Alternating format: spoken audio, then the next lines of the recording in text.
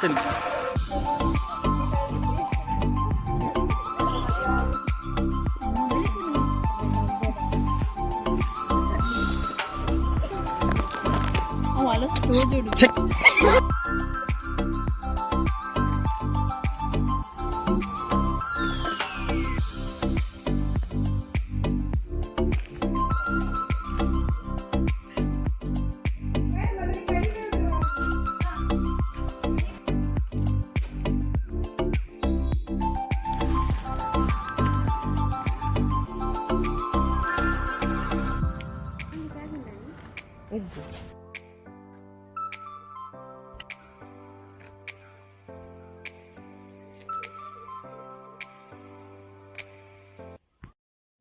ಇಂದು April 22 ವಿಶ್ವ ಭೂ ದಿನ.